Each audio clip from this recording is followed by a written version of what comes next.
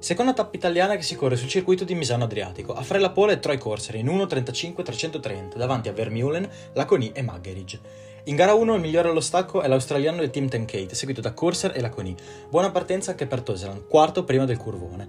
I primi tre tentano la fuga e al quinto giro Laconi riesce a passare Corser prima del tramonto, ma conta poco in quanto alla quercia viene esposta la bandiera rossa a causa della caduta di Neukirchner.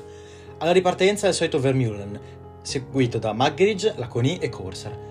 Quest'ultimo viene superato poco dopo da Kagayama. A 15 giri dalla fine, intanto, Laconi rompe gli indugi e passa Vermeulen.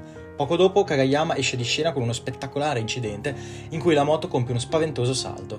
Gara noiosa fino all'ultimo giro, dove si fa viva la lotta per l'ultimo gradino del podio tra Corser e Toseland, con l'australiano che prevale sull'inglese. Nel frattempo Laconi chiude davanti a Vermeulen con un vantaggio di 4 secondi e mezzo.